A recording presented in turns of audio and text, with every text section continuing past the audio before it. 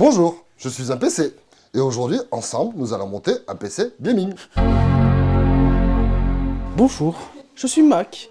Et tout comme Windows, je me lance dans le gaming. Non. Aujourd'hui, on monte un PC gaming. Non. On manque un Mac. Un PC. Un Mac. 3 lettres. M-A-C. Tu veux? Tu veux? Oui, bonjour, c'est le service recrutement RH des OS. Vous êtes embauchés tous les deux. Comment ça? Vous collaborez. Bonne fin de journée. On doit travailler ensemble. Allez, Très bien. je vous laisse le début. Ok. Je reviens plus tard. Ok.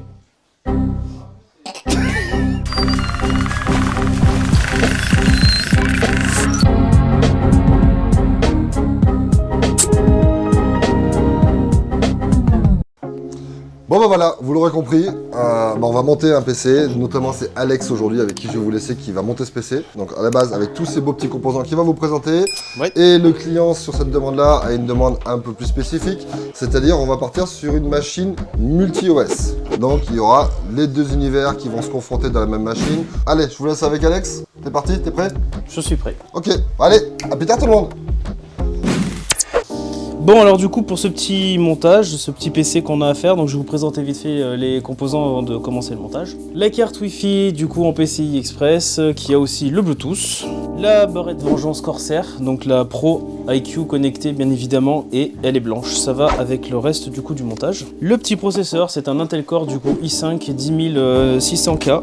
Donc comment on peut avoir un affichage dessus, parce que vu qu'on n'a pas de carte graphique, le processeur s'en chargera. Alors nous avons le petit iQ H100i Capelix qui est totalement blanc, qui a les deux ventilateurs connectés aussi sur iQ, tout comme la pompe, et bien évidemment c'est du Corsair. La lime, c'est une RM750, encore une fois de chez Corsair, et c'est une lime blanche, donc pour aller encore une fois avec la tour. Tac. Alors, sur ce qui nous reste, du coup on a les SP-RGB Pro, donc c'est des ventilateurs, voilà, qui sont RGB, qui sont connectés aussi sur iQ. La carte mère, c'est une Z490 A Pro, donc honnêtement c'est les plus haut de gamme, on va dire, de chez qui. Les séries Pro, c'est...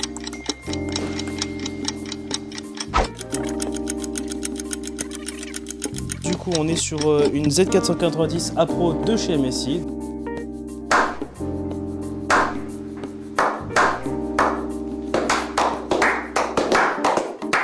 Donc elle est vraiment bien complète.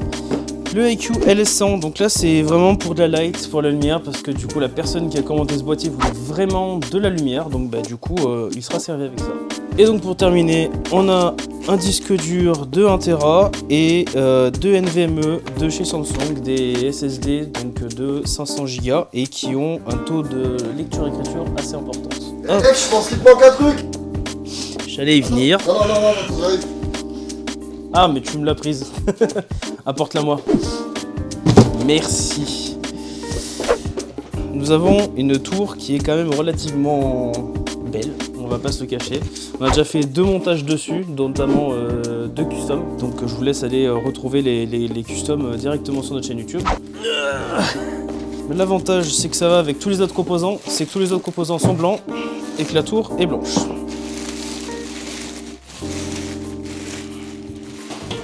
It was at this moment that he knew. He fucked up. Oh, le téléphone. Le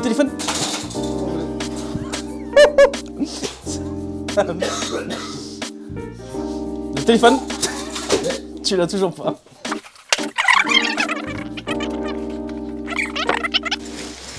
Hop. Alors, ce beau boîtier.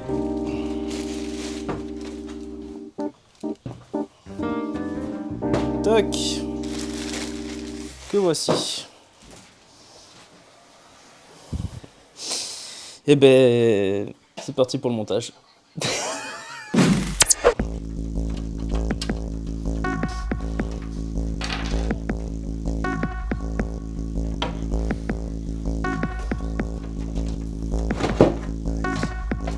Et c'est parti, hein, mon kiki, moi je te le dis. Hein.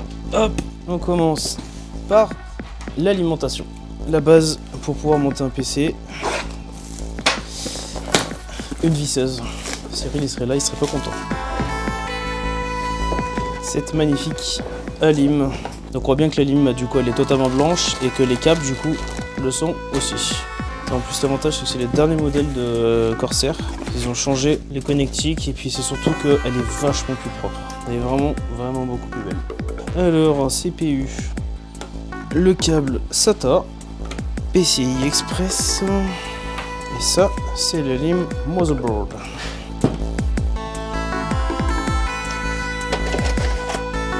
Ça, j'en ai pas besoin tout de suite.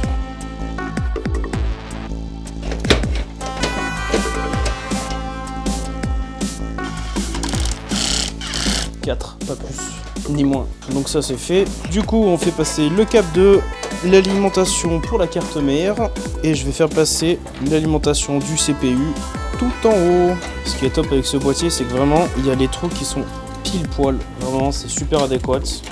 L'avantage des grosses tours pour ATX, c'est que tout passe. Donc je laisse de côté la tour. En attendant, je vais sortir la fameuse carte mère. Alors.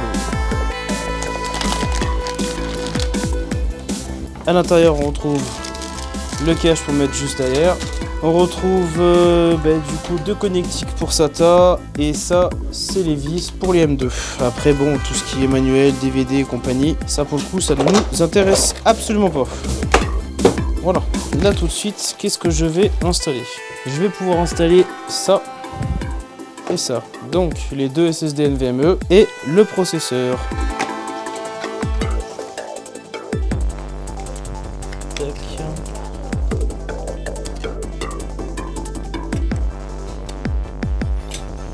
Hop, il y a toujours le petit bitonio qui est ici, on le voit sur la carte mère. Moi du coup j'ai la petite flèche ici et comme d'habitude je viens mettre ça. On lâche le processeur, on voit qu'il ne bouge pas. Et voilà, le processeur lui est installé. Donc ça c'est un cache NVMe, ça permet de protéger le SSD. L'avantage c'est qu'il y a toujours un pad thermique juste derrière, donc il est légèrement plus refroidi. Et ça, pour le coup, c'est vraiment top. Voilà.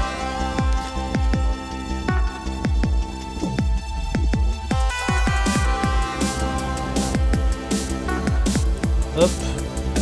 Et je viens mettre juste après les vis qui sont fournis directement sur la carte mère. Le premier est installé. Je viens installer le deuxième. On revient le fixer juste ici et là je viens mettre la petite vis et voilà, je viens remettre le shield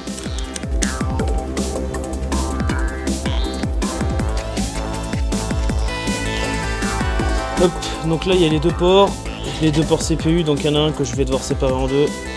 Tac, je le connecte en premier, c'est honnêtement le plus compliqué sinon.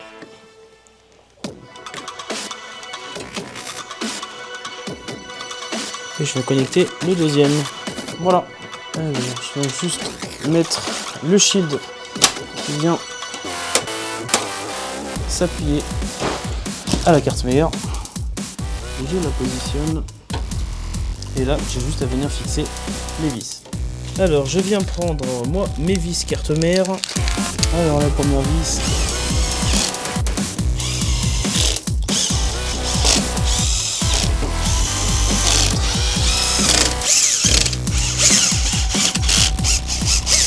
Donc là votre carte mère est officiellement fixée au boîtier.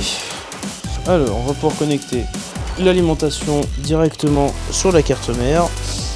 Alors qu'est-ce que je vais connecter là? Je vais connecter le contrôleur des LED qui sont à la façade. Je vais connecter du coup les ports USB. Alors laissez-moi juste le regarder. USB, il est juste là. Et là je vais faire passer les pins pour pouvoir avoir les lumières, pour pouvoir démarrer l'ordinateur, etc., etc. J'ai des doigts, mais alors des doigts moi de fourrin là, ça m'énerve, je sais pas viser à chaque fois. Là. Et le power reset, il est... Oui Flo, bonjour. Bonsoir. Ouais, c'est juste qu'en fait, tu sais, les picots là pour reset, HD et tout, d'habitude c'est en bas à droite de la carte mère et là, bas à gauche, j'ai tout perdu. Ça, les power LED plus, moins et tout compagnie. Il est ici et pas de ce côté. Bah, viens voir par toi-même. Non, tu dis des conneries, Alexandre. Ah non, JFP1 front panel, ici. t'es sûr? Ah oui. C'est pas grave. Voilà pourquoi je préfère avoir le mode d'emploi. Et de 1 et de 2. Je connecte l'USB ici. Et voilà, c'est tout bon. Alors pour la suite, c'est pas compliqué. Je vais pouvoir connecter les pins SATA. Vu que le monsieur a un HDD de 1 Tera juste ici, juste là. Et je vais pouvoir connecter ça à la carte mère.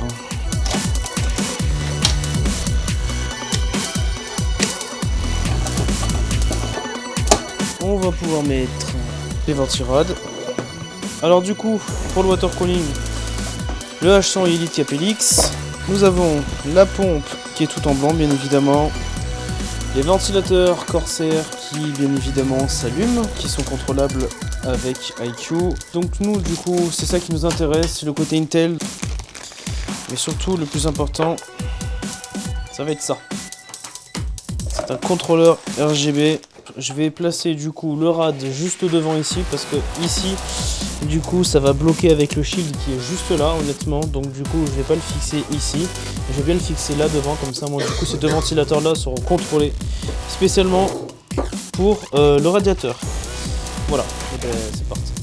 Donc la croix elle est collée, elle vient se fixer directement sur la carte mère à l'arrière. Alors pour rester juste du coup dans le côté couleur on va dire les ventilateurs, on va pas mettre les blancs bien évidemment parce que normalement les blancs devaient se fixer juste dessus.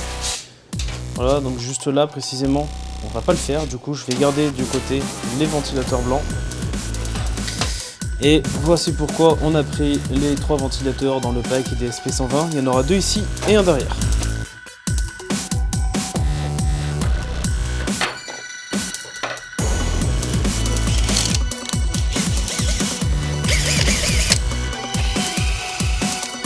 Et alors c'est une chose que Flo anticipe, que moi non du coup.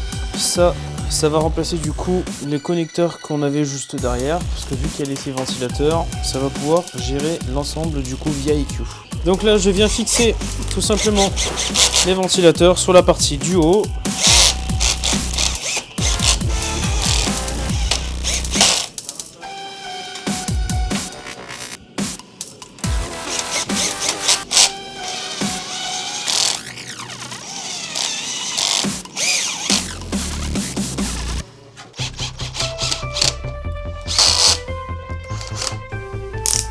Donc, après avoir passé les ventilateurs, moi je vais passer du coup déjà les câbles derrière l'ordinateur parce que sinon on va pas s'en sortir.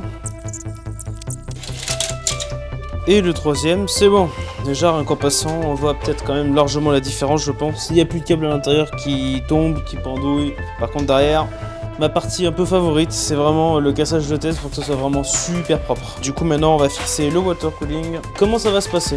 Là, je suis obligé d'enlever les vis de devant parce qu'il faut que j'accède à la trappe et puis les vis pour que je puisse enlever et mettre des grosses vis, en fait des longues vis qui puissent tenir en fait le water block.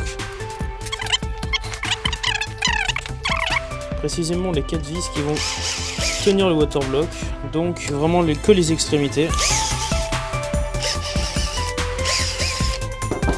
Normalement vous avez des grandes vis, donc vous les prenez et vous les passez tout simplement. Alors du coup il y a les connectiques, donc moi il va passer comme ça et le waterblock lui va se fixer comme ça et on va voir le logo Corsair qui est juste là. J'ai fixé mes petites vis avec les lamelles, il passera sans problème. Mais exactement.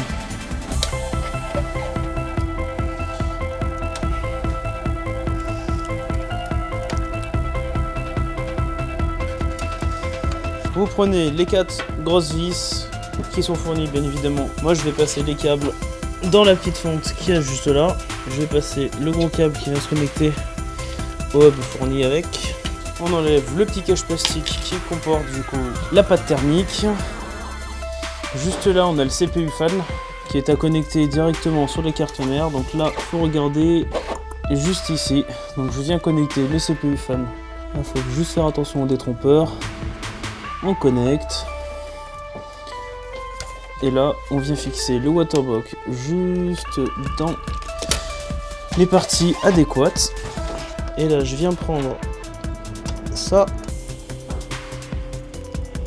Et j'ai juste à visser. Tac. Et donc là, pour terminer, on donne un petit coup de vis. Bah c'est fixé. Voilà.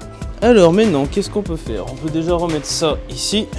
Moi, je vais remettre cette partie devant, le front panel. Voilà. Les 4 vis qui permettent de le fixer, on les remet. Honnêtement, tout ce qui va être devant, du coup, on a déjà tout connecté. Donc il n'y a plus grand chose à mettre là. En fait, là, la partie la plus délicate, ça va être de tout brancher, enfin de tout mettre pour les ventilateurs. Sur le connecteur qui est juste là, qui va mettre en place d'un côté le RGB et de l'autre côté les fans. Et du coup, il faut faire le câble management.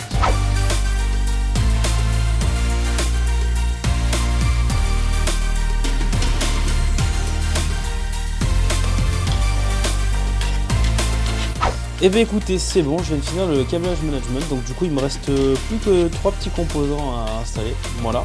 Donc il me restera du coup, vu que j'avais pas pu installer parce que c'est la dernière chose qu'on installe, les barrettes de RAM.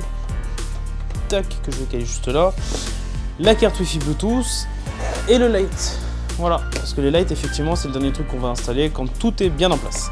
Alors je vais commencer par les lights, ça sera honnêtement le plus facile. C'est un starter kit, le LS100 de chez Corsair, contrôlé par iQ. Donc il y a le boîtier qui permet en fait de piloter le tout. Ouais, non de Dieu.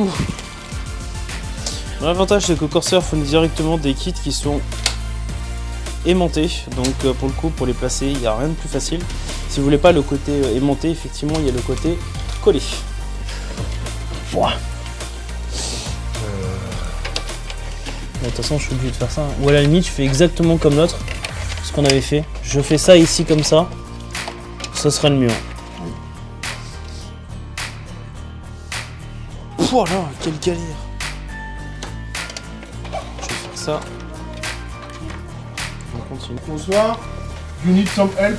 Non, mais c'est vrai, t'inquiète. Ok, bah écoutez, j'ai tout placé, mais j'ai eu l'aide de mon compère Florent. On a passé le cap pour le connecter, et du coup, on se retrouve avec la partie connectique qui se retrouve du coup derrière le boîtier. Il n'y a aucun câble qui dépasse, comme d'hab. On a juste à rajouter les barrettes de RAM, et du coup, la carte Wi-Fi Bluetooth.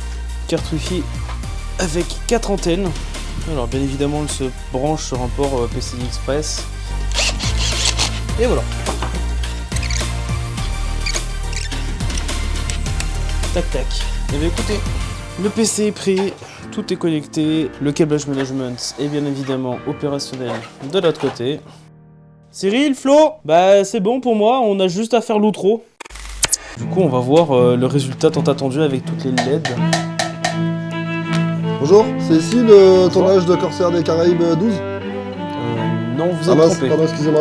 Au revoir. C'est très joli. Merci. Merci, à bientôt. Flo, je t'invoque. Oui, salut. Mais qui êtes-vous, monsieur? C'est pour le tournage du film. Ok, bon, on repasserai plus tard. Bon, bah voyons voir ces petites bestioles. Bah écoutez, moi je trouve que mon cher apprenti, tu as fait du très bon travail. Merci. Bon travail. Merci. On est sur une belle bécane, toute blanche, donc encore Corsair, hein, on est fidèle à la marque. Putain, Jack Sparrow qui écoute. Mais laisse tomber. Ouais. Ok, ouais. Attention.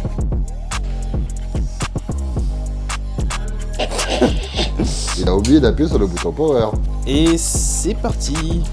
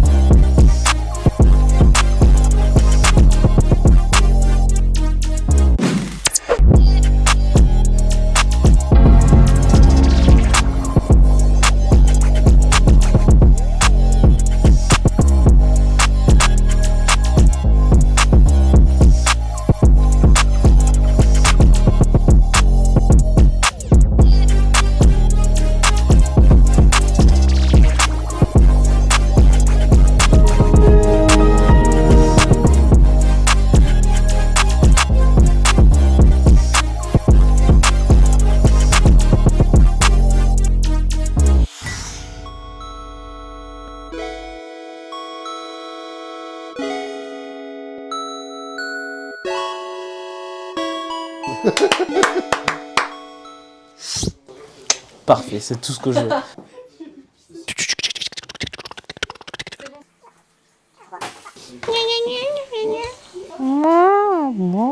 Un pepene. C'est la meilleure tour au monde, celle-là, je vous dis. Cognon. Je me débrouille sur une caméra alors que je suis pas à l'aise à une caméra. Ah bah non. Oh bah non, pélo. Quoi? Ça défonce sa mère en fait, tu vois.